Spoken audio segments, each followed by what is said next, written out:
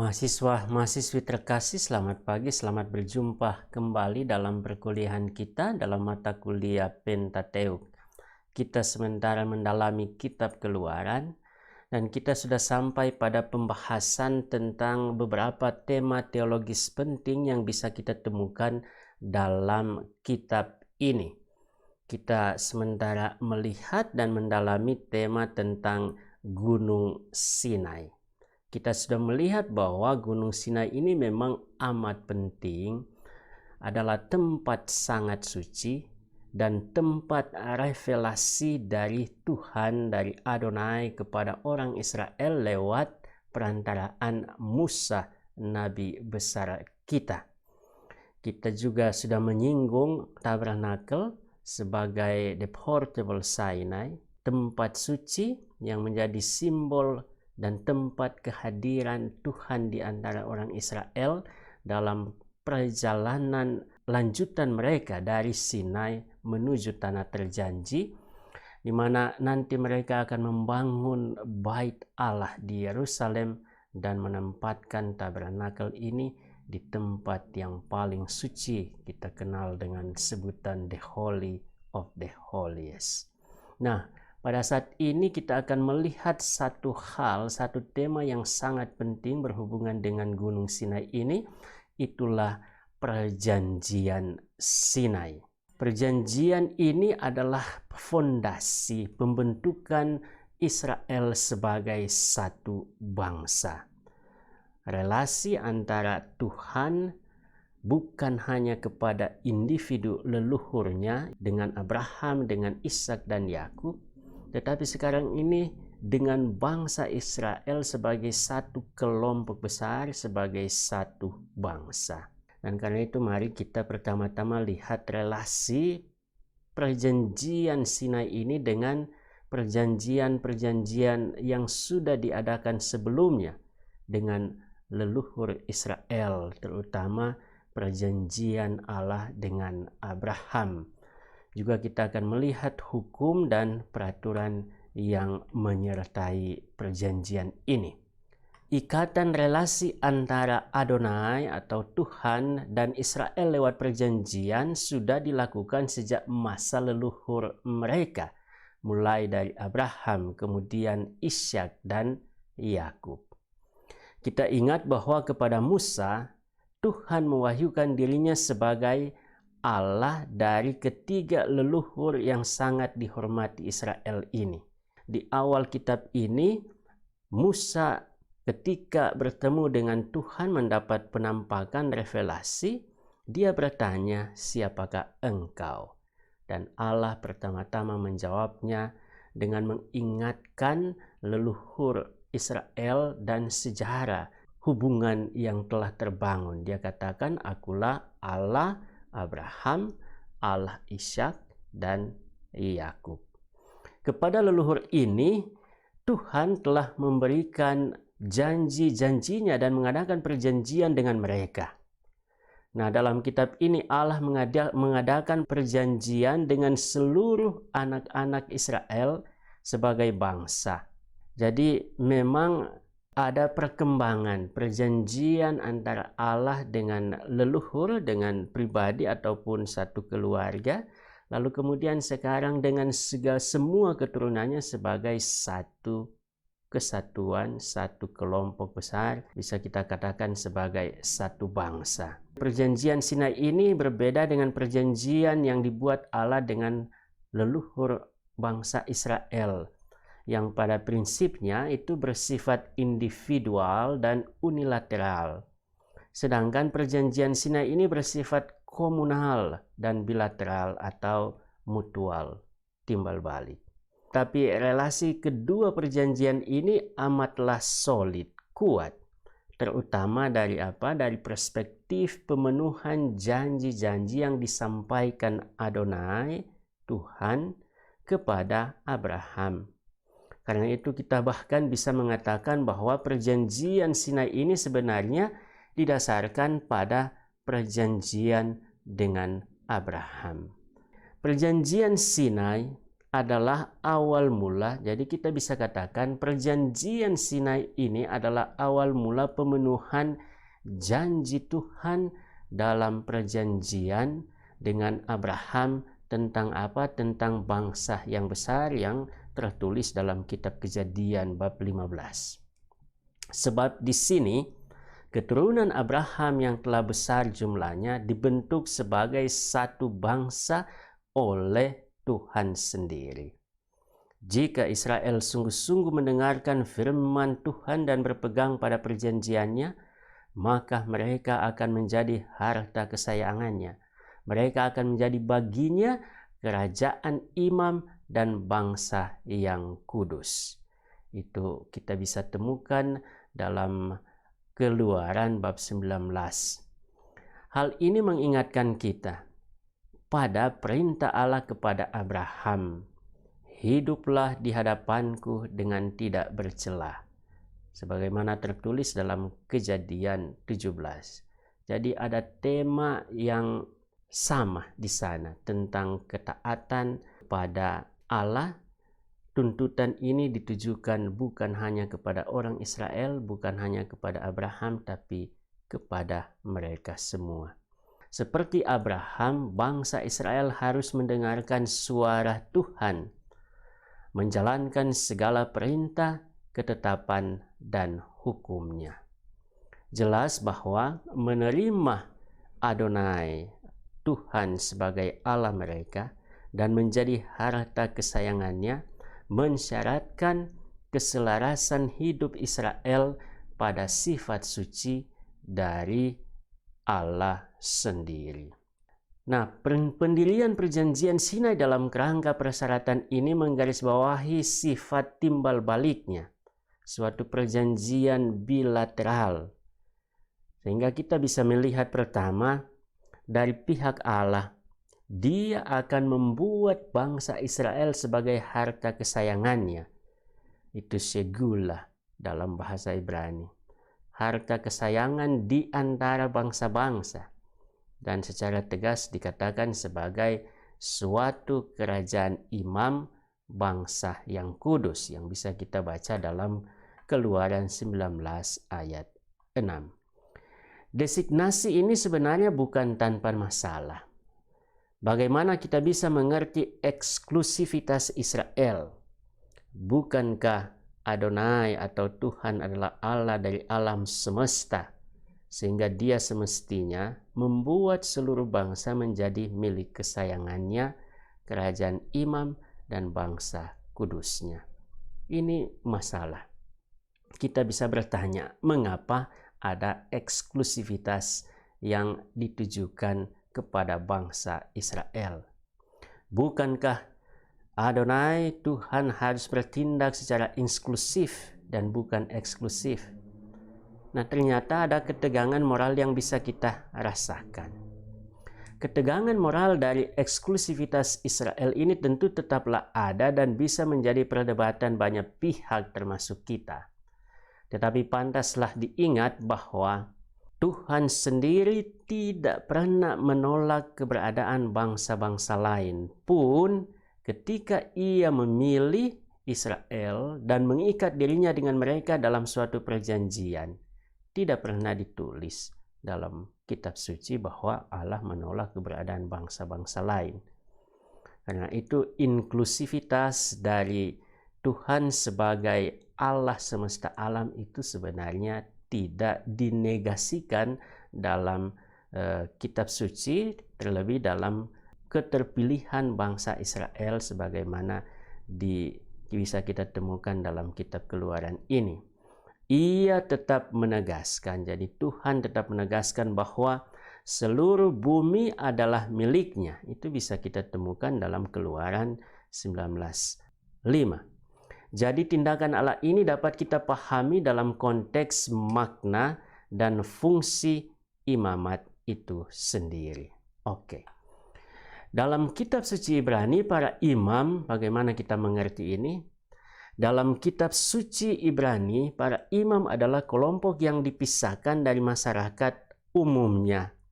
atau dikonsekrasikan, didedikasikan untuk tanggung jawab atau tugas-tugas memelihara dan menjaga tempat Allah berdiam di bumi. Secara eksplisit itulah tabernakel dan bait suci. Mereka melakukan ritual persembahan dan korban, menjadi hakim dalam penyelesaian sengketa ataupun persoalan antar umat. Mereka juga mengajar dan memimpin umat seturut peraturan dan tradisi komunitas yang tentu diterima atau didasarkan pada revelasi ilahi. Tapi hal yang paling penting adalah para imam ini dalam batas-batas tertentu berpartisipasi dalam kekudusan ilahi serta memediasi firman dan kekudusan Allah bagi umat, bagi bangsa Israel.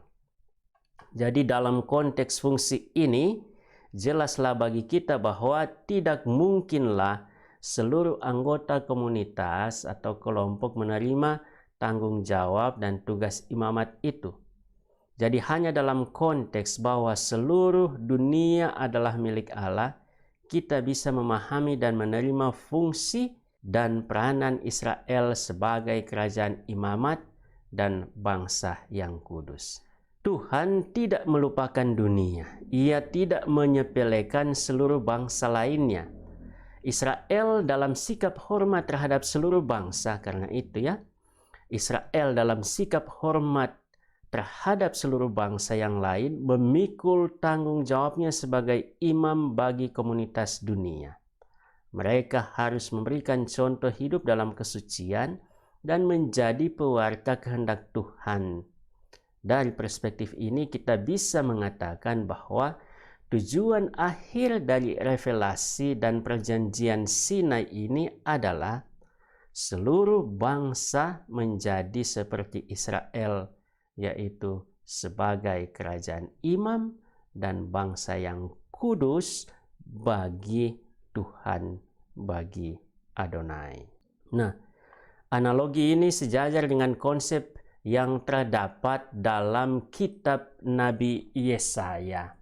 Di sana tertulis, Israel akan menjadi saksi dan terang bagi bangsa-bangsa supaya keselamatan sampai ke ujung bumi. Di sini Israel mengambil alih secara komunal fungsi atau peranan dari keturunan Abraham menurut janji Tuhan sendiri tentang berkat universal bahwa lewat keturunannya segala bangsa akan diberkati. Yang kedua, dari pihak Israel. Dari pihak Israel dituntut ketaatan untuk memelihara perjanjian ini dengan melakukan semua kewajibannya yang diatur dalam hukum dan peraturan yang menyertai perjanjian ini.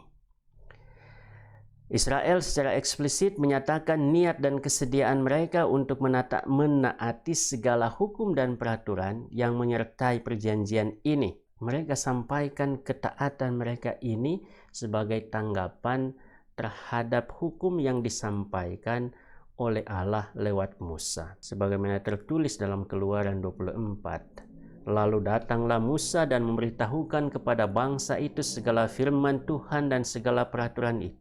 Maka seluruh bangsa itu menjawab serentak, segala firman yang telah diucapkan Tuhan itu akan kami lakukan. Oke, sekarang mana hukum yang menyertai perjanjian Sinai ini? Hukum dan peraturan untuk mengaktualisasikan perjanjian ini disampaikan secara mulia oleh Allah dalam teofani Sinai, baik secara langsung maupun lewat Musa. Jadi hukum Dekalog atau 10 perintah Allah menurut kitab Keluaran disampaikan secara langsung oleh Allah. Kemudian hukum-hukum turunan lainnya yang kita kenal dengan sebutan The Covenant Code itu disampaikan lewat Musa. Bagian pertama atau utama dari hukum ini itulah dekalog, biasa digolongkan sebagai hukum apodiktik, yaitu hukum yang mengatur prinsip-prinsip atau larangan-larangan umum yang biasanya diformulasikan secara absolut dan tanpa syarat. Sementara itu, kelompok kedua dari peraturan ini bersifat sekunder dan biasanya digolongkan sebagai hukum kasuistik karena mengatur prinsip dan larangan dalam situasi-situasi khusus.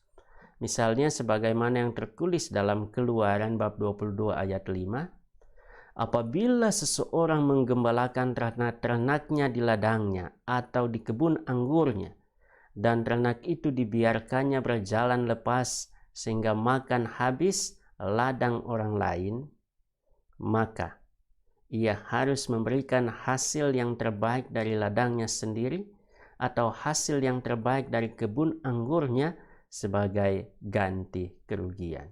Ini hukum kasuistik. Apabila ada A, maka dibuatlah B. Seperti yang ada ini. Dekalog atau 10 perintah Allah adalah fondasi legal dari identitas bangsa Israel yang ditetapkan berdasarkan perjanjian Sinai ini. Kerajaan, imamat, dan bangsa yang kudus, ini identitas dari bangsa Israel. Dan fondasi legalnya itulah dekalog. Bagaimana mereka harus menjaga identitas ini diatur secara umum dan absolut dalam hukum ini.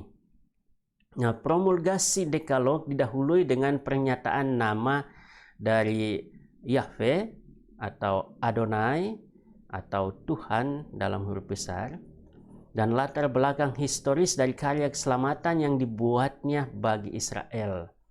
Akulah Tuhan Allahmu yang membawa engkau keluar dari tanah Mesir, dari tempat perbudakan. Lalu kemudian menyusul isi dari dekalog yang dapat dikelompokkan menjadi 2 bagian. Bagian pertama itulah hukum menyangkut relasi dengan Yahweh, dengan Tuhan, dan bagian kedua adalah menyangkut relasi antar sesama, antar orang Israel sendiri. Pertama, hukum yang mengatur relasi dengan Tuhan. Perintah pertama adalah larangan penyembahan berhala untuk menjaga kesucian dari Tuhan Sang Pencipta yang ada di atas segala ciptaan dan satu-satunya yang pantas disembah. Ini kita bisa temukan dalam Keluaran bab 20 ayat 2 sampai dengan 6. Karena alasan ini maka pelayanan dan penyembahan tidak dapat diberikan kepada segala ciptaan, termasuk segala patung yang menyerupai apapun di atas dan di bawah bumi. Pelayanan dan penyembahan hanya bisa diberikan kepada Tuhan sendiri yang telah menyelamatkan Israel dari perbudakan di Mesir. Perintah kedua adalah larangan penistaan atau penghujatan. Yang dimaksudkan untuk apa? Untuk menegakkan nama Allah yang suci. Jangan menyebut nama Tuhan Allahmu dengan sembarangan, sebab Tuhan akan memandang bersalah orang yang menyebut namanya dengan sembarangan atau dengan sia-sia. Jadi kata Tuhan, kata Yahweh itu kita hindari untuk sebutkan.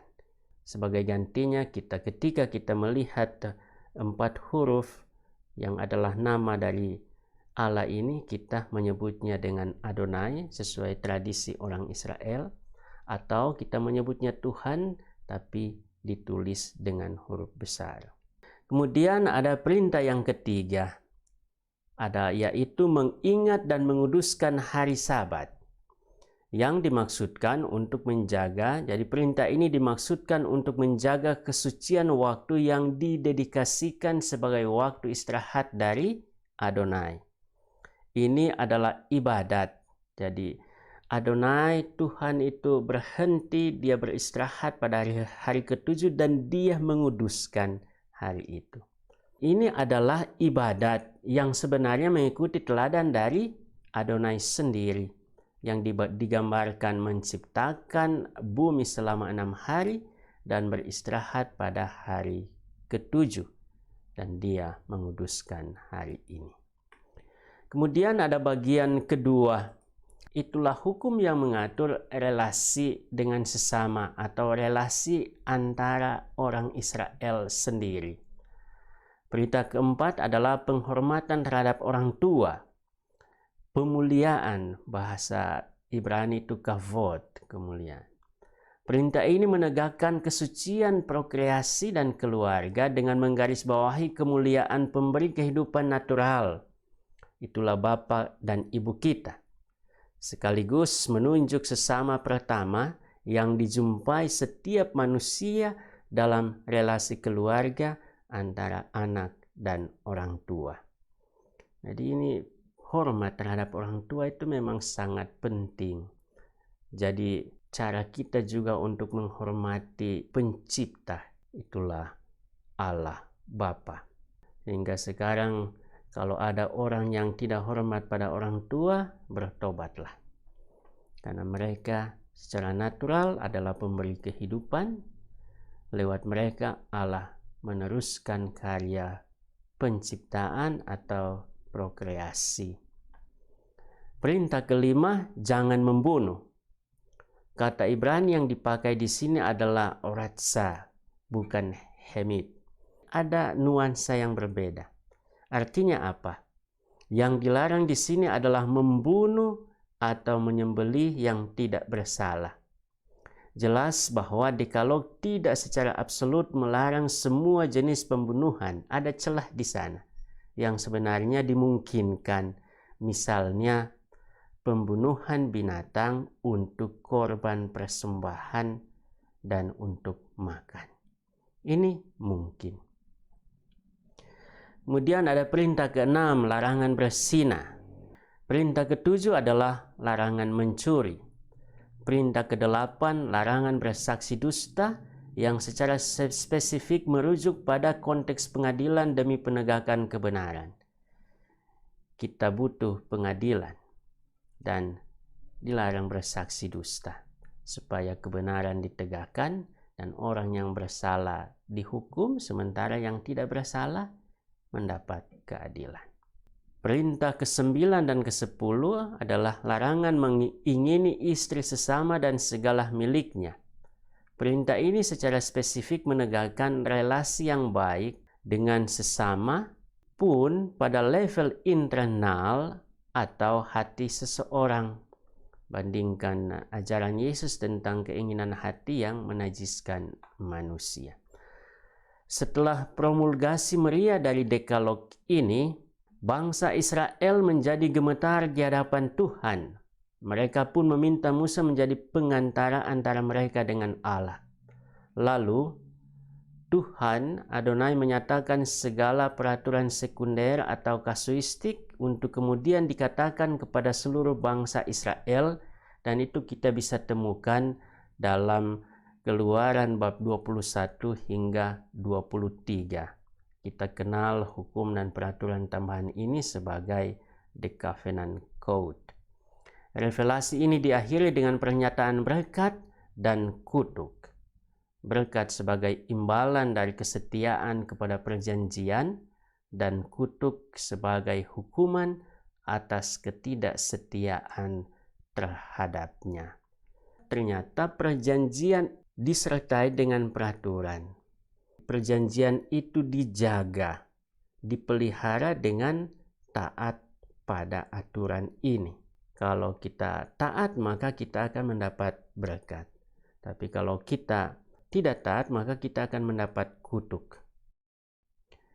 Lalu sekarang kita lihat bagaimana perjanjian Sinai ini diratifikasi secara formal, sebagaimana tertulis dalam kitab Keluaran bab 24 ayat 1 sampai dengan ayat 11. Di sana ditulis secara detail proses ratifikasi dari perjanjian ini. Pertama, Musa membacakan segala firman Tuhan dan peraturannya di hadapan seluruh bangsa Israel. Dan bangsa Israel menanggapinya dengan menyatakan kesediaan dan komitmen mereka untuk taat pada firman dan peraturan tersebut. Hal ini dibuat 2 kali. Kemudian Musa mendirikan altar untuk mempersembahkan korban kepada Tuhan, kepada Adonai di kaki gunung Sinai dengan 12 tugu sesuai dengan jumlah suku Israel. Pilar-pilar ini bisa juga dipandang sebagai saksi dari perjanjian ini, sebagaimana sebuah pilar menjadi saksi perjanjian antara Yakub dan Laban yang bisa kita temukan dalam Kejadian 31. Perhatikan bahwa pendirian perjanjian atau ratifikasi perjanjian selalu disertai atau didahului dengan upacara korban. Kita ingat apa yang dibuat oleh Nuh, juga apa yang dibuat oleh Abraham sebelum perjanjian antara dia dengan Tuhan itu didirikan. Di sini Musa mendirikan altar. Nanti kita akan lihat bahwa altar ini sebenarnya juga bisa kita pandang sebagai representasi dari Allah sendiri yang sedang mengadakan perjanjian antara dirinya dengan orang Israel. Kehadiran 12 pilar ini sebagai simbol dari ke-12 suku Israel juga menjadi tanda kesatuan antara orang-orang Israel sebagai saudara dalam perjanjian. Artinya apa? Artinya kesatuan sosial mereka, kesatuan komunal mereka juga diteguhkan secara meriah dalam perjanjian ini. Dengan demikian, peristiwa perjanjian Sinai ini menjadi dasar identitas sosial dan religius bangsa Israel. Kemudian dengan bantuan orang-orang muda Israel, Musa mempersembahkan korban bakaran dan korban keselamatan atau korban pendamaian. Siapakah ini orang-orang muda? Mungkin bisa kita mengerti mengikuti pemahaman tradisional bahwa mereka adalah anak-anak sulung dari Israel, keluarga-keluarga Israel yang diberi tugas membantu pelayanan para imam sebelum insiden anak lembu emas yang tercatat dalam Keluaran 32. Upacara selanjutnya adalah menyangkut darah perjanjian. Dan kita bisa temukan 3 tahap di sana. Pertama, Musa mengambil sebagian darah korban, lalu memercikannya pada altar atau mezbah. Ingat, altar atau mezbah ini juga bisa kita mengerti sebagai representasi Allah sendiri. Kemudian, Musa membacakan buku perjanjian kepada seluruh Israel yang kemudian menerima otoritasnya dan berjanji untuk taat. Dan terakhir, Musa memercikan darah korban tersebut juga kepada seluruh bangsa Israel. Jadi pantaslah kita perhatikan bahwa meskipun Tuhan Adonai itu superior dari orang-orang Israel, dia itu pencipta alam semesta, tetapi ia lewat representasi altar menerima darah perjanjian. Nah, hal ini menguatkan aspek atau sifat mutual dari perjanjian ini, sifat timbal baliknya. Bagaimana kita mengerti peristiwa pemercikan darah ini? Apa makna dan fungsinya? Bagi bangsa Israel, pemercikan darah atas dirinya bisa diinterpretasikan sebagai ritual purifikasi. Tapi dalam konteks perjanjian, darah ini sebenarnya mengikat secara formal, secara kuat relasi perjanjian antara bangsa Israel dengan Tuhan yang direpresentasikan oleh altar. Dan relasi perjanjian ini sebenarnya adalah relasi keputraan, filial relationship antara Tuhan dengan Israel. Hal ini sesuai dengan firman Allah kepada Musa di awal kitab ini yang menyebut Israel sebagai anak sulungnya. Dengan demikian Tuhan dan Israel terikat dalam suatu relasi kekeluargaan. Kehadiran darah perjanjian ini juga menegaskan mulia dan kuatnya komitmen kedua pihak pada ikatan relasi yang dihasilkannya. Ini ada hubungan dengan berkat dan kutuk yang sudah kita lihat tadi. Sebab secara sosial, tradisional, darah ini dipahami sebagai simbol dari suatu tindakan bersumpah sampai mati. Artinya janji kesetiaan yang diungkapkan oleh bangsa Israel adalah janji sampai mati. Kalau mereka taat, maka mereka akan diberkati. Tapi kalau mereka tidak taat, maka mereka akan mendapat kutuk maut. Selanjutnya, darah perjanjian ini adalah representasi dari sanksi perjanjian. Itulah yang bisa kita kaitkan dengan kutuk. Bila pihak terkait melanggar perjanjian ini, maka sanksinya nasib berdarah, sedang menantinya yaitu kematian. Biarlah darah kami tercurah seperti darah binatang korban ini, jika kami tidak memenuhi perjanjian ini. Jadi memang hubungan atau relasi perjanjian itu bukan sesuatu yang main-main. Bahkan hubungan kita dengan Tuhan pun saat ini diikat dalam suatu perjanjian baru dan abadi, dan diratifikasi dengan darah anak domba Allah, darah Kristus sendiri di atas kayu salib. Relasi yang solid, relasi suci dan solid yang bukan relasi main-main. Ratifikasi perjanjian ini diakhiri dengan suatu ritual perjamuan. Dan naiklah Musa dan Harun, Nadab dan Abihu dan 70 orang dari para tua-tua Israel. Lalu mereka melihat Allah Israel, kakinya berjejak pada sesuatu yang buatannya seperti lantai dari batu nilam, dan yang terangnya seperti langit yang cerah. Tetapi kepada pemuka-pemuka orang Israel itu tidaklah diulurkannya tangannya. Mereka memandang Allah, lalu makan dan minum. Itu bisa kita baca dalam Keluaran bab 24 ayat 9 sampai dengan 11. Ritual korban bakaran umumnya memang diikuti dengan perjamuan bersama, saling berbagi daging dari binatang korban yang tidak dibakar dalam ritual itu. Dalam konteks ini kita bisa memahami adanya perjamuan di akhir upacara perjanjian ini. Tapi gambaran perjanjian di sini kental dimensi teofaninya, sebab mereka makan dan minum sambil memandang Tuhan. Dalam perjanjian ini, Tuhan hadir dan mewahyukan dirinya kepada bangsa Israel. Perjamuan ini menggarisbawahi juga dimensi liturgis dari perjanjian ini. Ada mungkin yang bertanya, apakah perjanjian Sinai ini tidak memiliki tanda seperti perjanjian Abraham? Tanda perjanjian Sinai ini adalah Sabat. Di awal narasi teofani, instruksi pemeliharaan hari Sabat diberikan sebagai bagian dari Dekalog, bagian dari perintah, 10 perintah Allah. Tetapi kemudian diulangi lagi kepada Musa setelah pemberian instruksi tentang pendirian tabernakel. Dengan demikian jelas bahwa tabernakel tidak dapat dipisahkan dari perjanjian Sinai. Baik, saya kira itulah yang ingin saya katakan kepada Anda dalam pertemuan kita hari ini. Terima kasih atas perhatiannya. Sampai jumpa.